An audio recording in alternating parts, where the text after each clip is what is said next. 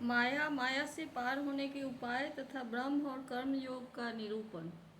राजा निमि ने पूछा, भगवान सर्वशक्तिमान परम कारण विष्णु भगवान की माया बड़े बड़े मायावियों को भी मोहित कर देती है, उसे कोई पहचान नहीं पाता, और आप कहते हैं कि भक्त उसे देखा करता है। अतः अब मैं उस माया का स्वरूप जानना चाहता हूँ, आप लोग कृपा करके बताइए। योगीश्वरों, मैं एक मृत्यु का शिकार मनुष्य हूँ। संसार के तरह तरह के तापों ने मुझे बहुत दिनों से तपा के रखा है। आप लोग जो भगवत कथा रूप अमृत का पान करा रहे हैं, वह उन तापों को मिटाने की एकमात्र औषधि है। इसलिए मैं आप लोगों की इस वाणी का सेवन करते करते तृप्त नहीं होता। आप कृपया और कहिए। अब तीसरे जोगीश्वर अंतरिक्ष जी ने कहा, राजन, भगवान की माया स्वरूपतः अनिवर्चनीय है, इसलिए उसके कार्यों के द्वारा ही उसका निरूपण होता है। आदि पुरुष परमात्मा जिस शक्ति से संपूर्ण भूतों के कारण बनते हैं और उनके विषय भोग तथा मोक्ष की सिद्धि के लिए अथवा अपने उपासकों की उत्कृष्ट सिद्धि के लिए स्वनिर्मित पंचभूतों के द्वारा नाना प्रकार के देव, मनुष्य आदि शरीरों की सृष्टि करते हैं, उसी को माया कहते हैं। इस प्रकार पंच महाभूतों के द्वारा बने हुए प्राणी शरीरों में उन्होंने अंतर्यामी रूप से प्रवेश किया और अपने को ही पहले एक मन के रूप में और इसके बाद 5 ज्ञानेंद्रिय और 5 कर्मेंद्रिय, इन 10 रूपों में विभक्त कर दिया तथा उन्हीं के द्वारा विषयों का भोग कराने लगे। वह देहाभिमानी जीव अंतर्यामी के द्वारा प्रकाशित इंद्रियों के द्वारा विषयों का भोग करता है और इस पंचभूतों के द्वारा निर्मित शरीर को आत्मा अपना स्वरूप मानकर उसी में आसक्त हो जाता है। यह भगवान की माया है। अब वह कर्मेंद्रियों से सकाम कर्म करता है और उसके अनुसार शुभ कर्म का फल सुख और अशुभ कर्म का फल दुख भोग करने लगता है और शरीरधारी होकर इस संसार में भटकने लगता है। यह भगवान की माया है। इस प्रकार यह जीव ऐसी अनेक अमंगलमय कर्म गतियों को, उनके फलों को प्राप्त होता है और महाभूतों के प्रलय पर्यंत विवश होकर जन्म के बाद मृत्यु और मृत्यु के बाद जन्म को प्राप्त होता है। यह भगवान की माया है। जब पंच महाभूतों का प्रलय का समय आता है, तब अनादि और अनंत काल स्थूल तथा सूक्ष्म द्रव्य एवं गुण रूप इस समस्त व्यक्त सृष्टि को अव्यक्त की ओर, उसके मूल कारण की ओर खींचता है। यह भगवान की माया है। उस समय पृथ्वी पर लगातार 100 वर्ष तक भयंकर सूखा पड़ता है, वर्षा बिल्कुल नहीं होती। प्रलय काल की शक्ति से सूर्य की उष्णता और भी बढ़ जाती है तथा वे तीनों लोगों को तपाने लगते हैं। यह भगवान की माया है। उस समय शेष नाग संकर्षण के मुंह से आग की प्रचंड लपटें निकलती हैं और वायु की प्रेरणा से वे लपटें पाताल लोक से जलाना आरंभ करती हैं तथा और भी ऊंची ऊंची होकर चारों ओर फैल जाती है। यह भगवान की माया है। इसके बाद प्रलयकालीन सामवर्तक मेघगण हाथी की सूंड के समान मोटी मोटी धाराओं से 100 वर्ष तक बरसता रहता है। उससे यह विराट ब्रह्मांड जल में डूब जाता है। यह भगवान की माया है। राजन, उस समय जैसे बिना ईंधन के आग बुझ जाती है, वैसे ही विराट पुरुष ब्रह्मा अपने ब्रह्मांड शरीर को छोड़कर सूक्ष्म स्वरूप अव्यक्त में लीन हो जाते हैं। यह भगवान की माया है। वायु पृथ्वी की गंध खींच लेती है, जिससे वह जल के रूप में हो जाती है, और जब वही वायु जल के रस को खींच लेती है, तब वह जल अपना कारण अग्नि बन जाता है। यह भगवान की माया है। जब अंधकार अग्नि का रूप छीन लेता है, तब वह अग्नि वायु में लीन हो जाती है, और जब अवकाश रूप आकाश वायु की स्पर्श शक्ति छीन लेता है, तब वह आकाश में लीन हो जाता है। यह भगवान की माया है। राजन, तदनंतर काल रूप ईश्वर आकाश के शब्द गुण को हरण कर लेता है, जिससे वह तामस अहंकार में लीन हो जाता है। इंद्रियां और बुद्धि राजस अहंकार में लीन हो जाती हैं। मन सात्विक अहंकार से उत्पन्न देवताओं के साथ सात्विक अहंकार में प्रवेश कर जाता है तथा अपने 3 प्रकार के कार्यों के साथ अहंकार महतत्व में लीन हो जाता है। महतत्व प्रकृति में और प्रकृति ब्रह्म में लीन होती है और फिर इसी के उल्टे क्रम से सृष्टि होती है। यह भगवान की माया है। यह सृष्टि स्थिति और संहार करने वाली त्रिगुणमयी माया है। इसका हमने आपसे वर्णन किया। अब आप और क्या सुनना चाहते हैं? राजा निमि ने पूछा, महर्षि, इस भगवान की माया को पार करना उन लोगों के लिए तो बहुत ही कठिन है जो अपने मन को बस में नहीं कर पाए हैं। अब आप कृपा करके यह बतलाइए कि जो लोग शरीर आदि में आत्मबुद्धि रखते हैं तथा जिनकी समझ मोटी है, वे भी अनायास ही इसे कैसे पार कर सकते हैं? अब चौथे जोगीश्वर प्रबुद्ध जी बोले, राजन, स्त्री पुरुष संबंध और बंधनों में बंधे हुए संसारी मनुष्य सुख की प्राप्ति और दुख की निवृत्ति के लिए बड़े बड़े कर्म करते हैं। जो पुरुष माया के पार जाना चाहता है, उसको विचार करना चाहिए कि उनके कर्मों का फल किस प्रकार विपरीत होता जाता है। वे सुख के बदले दुख पाते हैं और दुख निवृत्ति के स्थान पर दिनों दिन दुख बढ़ता ही जाता है। एक धन को ही ले लो, इससे दिन पर दिन दुख बढ़ता ही है। इसको पाना भी कठिन है और यदि किसी प्रकार मिल भी जाए तो आत्मा के लिए तो यह मृत्यु रूप ही है। जो इसकी उलझनों में पड़ जाता है वह अपने आप को भूल जाता है। इसी प्रकार घर, पुत्र, स्वजन संबंधी, पशुधन आदि भी अनित्य और नाशवान ही है। यदि कोई इन्हें जुटा भी ले तो इनसे क्या सुख शांति मिल सकती है। इसी प्रकार जो मनुष्य माया से पार जाना चाहता है, उसे यह भी समझ लेना चाहिए कि मरने के बाद प्राप्त होने वाले लोक परलोक भी ऐसे ही नाशवान है, क्योंकि इस लोक की वस्तुओं के समान वे भी कुछ सीमित कर्मों के सीमित फल मात्र हैं। वहाँ भी पृथ्वी के छोटे छोटे राजाओं के समान बराबर वालों से होड़ अथवा लाग डांट लगी रहती है। अधिक ऐश्वर्य और सुख वाले के लिए छिद्रान्वेषण तथा ईर्ष्या द्वेष का भाव रहता है। कम सुख और ऐश्वर्य वालों के प्रति घृणा रहती है एवं कर्मों का फल पूरा हो जाने पर वहाँ से पतन तो होता ही है, उसका नाश निश्चित है। नाश कब है वहाँ भी नहीं छूट पाता।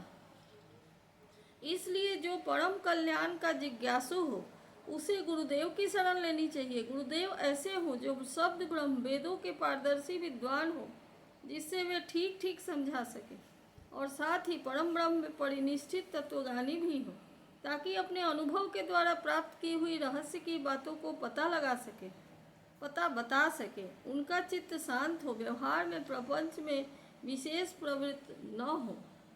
जिज्ञासु को चाहिए कि गुरु को ही अपना परम प्रियतम आत्मा और इष्ट देव माने, उनकी निष्कपट भाव से सेवा करे और उनके पास रहकर भागवत धर्म की भगवान को प्राप्त कराने वाले भक्ति भाव के साधनों की क्रियात्मक शिक्षा ग्रहण करे। इन्हीं साधनों से सर्वात्मा एवं भक्त को अपने आत्मा का दान करने वाले भगवान प्रसन्न होते हैं। पहले शरीर, संतान आदि में मन की अनासक्ति सीखें, फिर भगवान के भक्तों से प्रेम करना चाहिए, वह सीखें। इसके बाद पश्चात प्राणियों के प्रति यथा योग्य दया, मैत्री और विनय की निष्कपट भाव से शिक्षा ग्रहण करें। मिट्टी, जल आदि से बाह्य शरीर की पवित्रता, छल कपट आदि से त्याग और से भीतर की पवित्रता, अपने धर्म का अनुष्ठान, सहन शक्ति, मौन, स्वाध्याय, सरलता, ब्रह्मचर्य, अहिंसा तथा शीत उष्ण, सुख दुख आदि द्वंद्वों में हर्ष विषाद से रहित होना चाहिए। सर्वत्र अर्थात समस्त देश काल और वस्तुओं में चेतन रूप से आत्मा और नियंता रूप से ईश्वर को देखना। एकांत सेवन, यही मेरा घर है, ऐसा भाव न रखना। गृहस्थ हो तो पवित्र वस्त्र पहनता और त्यागी हो तो फटे पुराने पवित्र चित्रे, जो कुछ प्रारब्ध के अनुसार मिल जाए उसी में संतोष करना चाहिए। भगवान की प्राप्ति का मार्ग बतलाने वाले शास्त्रों में श्रद्धा और दूसरे किसी भी शास्त्र की निंदा न करना, प्राणायाम के द्वारा मन का, मौन के द्वारा वाणी का और वासनाहीनता के अभ्यास से ही कर्मों का संयम करना, सत्य बोलना, इंद्रियों को अपने गोलकों में स्थिर रखना और मन को कहीं बाहर न ले जाना सीखें। राजन, भगवान की लीलाएं अद्भुत हैं, उनके जन्म, कर्म और दिव्य गुण दिव्य हैं। उन्हीं का श्रवण, कीर्तन और ध्यान करना तथा शरीर से जितनी भी चेष्टाएं हों सब भगवान के लिए करना सीखें। यज्ञ, दान, तप अथवा जप, सदाचार का पालन और स्त्री, पुत्र, घर, अपना जीवन, प्राण तथा जो कुछ अपने को प्रिय लगता है सब का सब भगवान के चरणों में निवेदन करना, उन्हें सौंप देना सीखें। जिन संत पुरुषों ने सच्चिदानंद स्वरूप भगवान श्री कृष्ण का अपने आत्मा और स्वामी के रूप में साक्षात्कार कर लिया हो, उनसे प्रेम और स्थावर जंगम दोनों प्रकार के प्राणियों की सेवा, विशेष करके मनुष्यों में भी परोपकारी सज्जनों की और उनमें भी भगवत प्रेमी संतों की करना सीखें। भगवान के परम पावन जस के संबंध में ही एक दूसरे से बातचीत करना और इस प्रकार के साधकों का इकट्ठे होकर आपस में प्रेम करना, आपस में संतुष्ट रहना और प्रपंच से निवृत्त होकर आपस में ही आध्यात्मिक शांति का अनुभव करना सीखें। राजन, श्री कृष्ण राशि राशि पापों को एक क्षण में भस्म कर देते हैं। सब उन्हीं का स्मरण करें और एक दूसरे को स्मरण करावें। इस प्रकार साधन भक्ति का अनुष्ठान करते करते प्रेम भक्ति का उदय हो जाता है और वे प्रेमोद्रेक से पुलकित शरीर धारण करते हैं। उनके हृदय की बड़ी विलक्षण स्थिति होती है। कभी कभी वे इस प्रकार चिंता करने लगते हैं कि अब तक भगवान कहीं नहीं मिले, क्या करूं, कहाँ जाऊं, किसे पूछूं, कौन मुझे उनकी प्राप्ति बतावे। इस तरह सोचते सोचते वे रोने लगते हैं और कभी भगवान की लीला की स्फूर्ति हो जाने से ऐसा देखकर कि परम ऐश्वर्यशाली भगवान गोपियों के डर से छिपे हुए हैं, खिलखिलाकर हंसने लगते हैं। कभी कभी उनके प्रेम और दर्शन की अनुभूति से आत्मग्न हो जाते हैं, तो कभी लोकातीत भाव में स्थित होकर भगवान के साथ बातचीत करने लगते हैं। कभी मानो उन्हें सुना रहे हों, इस प्रकार उनके गुणों का गान छोड़ देते हैं और कभी नाच नाच कर उन्हें रिझाने लगते हैं। कभी कभी उन्हें अपने पास न पाकर इधर उधर ढूंढने लगते हैं, तो कभी कभी उनसे एक होकर उनकी सन्निधि में स्थित होकर परम शांति का अनुभव करते हैं और चुप हो जाते हैं। राजन, जो इस प्रकार भागवत धर्मों की शिक्षा ग्रहण करता है, उसे उनके द्वारा प्रेम भक्ति की प्राप्ति होती है और वह भगवान नारायण के परायण होकर उस माया को अनायास ही पार कर पाता है, जिसके पंजे से निकलना बहुत ही कठिन है। राजा निमि ने पूछा, महर्षियों, आप लोग परमात्मा का वास्तविक स्वरूप जानने वालों में सर्वश्रेष्ठ हैं, इसलिए मुझे यह बतलाइए कि जिस परम परमात्मा का नारायण नाम से वर्णन किया जाता है, उनका स्वरूप क्या है। अब पांचवें योगीश्वर पिपलायन जी ने कहा, राजन, जो इस संसार की उत्पत्ति, स्थिति और प्रलय का निमित्त कारण और उपादान कारण दोनों ही है, बनने वाला भी है और बनाने वाला भी है, परंतु स्वयं कारण रहित है, जो स्वप्न, जागृत और सुसुप्ति अवस्थाओं में उनके साक्षी के रूप में विद्यमान रहता है और उनके अतिरिक्त समाधि में भी ज्यों का त्यों एक रस रहता है, जिसकी सत्ता से ही सत्तावान होकर शरीर, इंद्रिय, प्राण और अंतःकरण अपना अपना काम करने में समर्थ होते हैं, उसी परम सत्य वस्तु को आप नारायण समझिए। जैसे चिंगारियाँ न हो तो अग्नि को प्रकाशित ही कर सकती है और न जला ही सकती है, वैसे ही उस परम तत्व में, आत्म स्वरूप में, न तो मन की गति है और न वाणी की। नेत्र उसे देख नहीं सकते और बुद्धि सोच नहीं सकती, प्राण इंद्रियां तो उनके पास तक नहीं फटक सकती। नेति नेति इत्यादि श्रुतियों के शब्द भी यह हैं, इस रूप में उसका वर्णन नहीं करते, बल्कि उसको बोध कराने वाले जितने भी साधन हैं, उनका निषेध करके तात्पर्य रूप से अपना मूल निषेध का मूल लक्षित करा देते हैं। क्योंकि यदि निषेध के आधार की आत्मा की सत्ता न हो, तो निषेध कौन कर रहा है, निषेध की वृत्ति किसमें है, इन प्रश्नों का कोई उत्तर ही न रहे, निषेध की ही सिद्धि न हो। जब सृष्टि नहीं थी तब केवल एक वही था। सृष्टि का निरूपण करने के लिए उसी को त्रिगुण सत्व रजतम मई प्रकृति कहकर वर्णन किया गया। फिर उसी को ज्ञान प्रधान होने से, महातत्व क्रिया प्रधान होने से, सूत्रात्मा और जीव की उपाधि होने से अहंकार के रूप में वर्णन किया गया। वास्तव में जितनी भी शक्तियां हैं, चाहे वह इंद्रियों के अधिष्ठात्री देवताओं के रूप में हो, चाहे इंद्रियों के उनके विषयों के अथवा विषयों के प्रकाश के रूप में हो, सब का सब वह ब्रह्म ही है, क्योंकि ब्रह्म की शक्ति अनंत है। कहाँ तक कहूँ, जो कुछ दृश्य अदृश्य कार्य कारण सत्य और असत्य है, सब कुछ ब्रह्म है। इनसे परे जो कुछ है वह भी ब्रह्म ही है। वह ब्रह्म स्वरूप आत्मा न तो कभी जन्म लेता है और न मरता है, वह न तो बढ़ता है न घटता ही है। जितने भी परिवर्तनशील पदार्थ है, चाहे वह क्रिया, संकल्प और अभाव के रूप में ही क्यों न हो, सबकी भूत भविष्यत और वर्तमान सत्ता का वह साक्षी है, सब में है, देश काल और वस्तु से अपरिछिन्न है, अविनाशी है। वह उपलब्धि करने वाला अथवा उपलब्धि का विषय नहीं है, केवल उपलब्धि स्वरूप ज्ञान स्वरूप है। जैसे प्राण को तो एक ही रहता है, परंतु स्थान भेद से उसके अनेक नाम हो जाते हैं, वैसे ही ज्ञान एक होने पर भी इंद्रियों के सहयोग से उसमें अनेकता की कल्पना भी हो जाती है। जगत में 4 प्रकार के जीव होते हैं: अंडा फोड़कर पैदा होने वाले पक्षी, सांप आदि; नाल में बंधे पैदा होने वाले पशु, मनुष्य; धरती फोड़कर निकलने वाले वृक्ष, वनस्पति; और पसीने से उत्पन्न होने वाले खटमल आदि। इन सभी जीव शरीर में प्राण शक्ति जीव के पीछे लगी रहती है। शरीरों के भिन्न भिन्न होने पर भी प्राण एक ही रहता है। सुषुप्ति अवस्था में जब इंद्रियां निश्चेष्ट हो जाती हैं, अहंकार भी सो जाता है, लीन हो जाता है, अर्थात लिंग शरीर नहीं रहता, उस समय यदि कूटस्थ आत्मा भी न हो तो इस बात को पीछे से स्मृति ही कैसे हो कि मैं सुख से सोया था। पीछे होने वाली वह स्मृति हुई उस समय आत्मा के अस्तित्व को प्रमाणित करती है। जब भगवान कमलनाथ के चरण कमलों की प्राप्त करने की इच्छा से तीव्र भक्ति की जाती है, तब वह भक्ति ही अग्नि की भांति गुण और कर्मों से उत्पन्न हुए चित्त के सारे मलों को जला डालती है। जब चित्त शुद्ध हो जाता है तब आत्म तत्व का साक्षात्कार हो जाता है।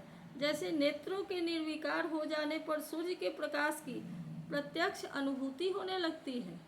राजा निमि ने पूछा, जोगीश्वरों, अब आप लोग हमें कर्म योग का उपदेश दीजिए, जिसके द्वारा शुद्ध होकर मनुष्य शीघ्रातिशीघ्र परम नैष्कर्य अर्थात कृतित्व कर्म और कर्मफल की निवृत्ति करने वाला ज्ञान प्राप्त करता है। एक बार यही प्रश्न मैंने अपने पिता महाराज इक्ष्वाकु के सामने ब्रह्मा जी के मानस पुत्र सनकादि ऋषियों से पूछा था, परंतु उन्होंने सर्वत्र होने पर भी मेरे प्रश्न का उत्तर न दिया। इसका क्या कारण था, कृपा करके मुझे बतलाइए। अब छठे जोगीश्वर अविर्णहोत्र जी ने कहा, राजन, कर्म शस्त्र विहित, अकर्म निषिद्ध और विकर्म विहित का उल्लंघन, ये तीनों एकमात्र वेद के द्वारा माने जाते हैं।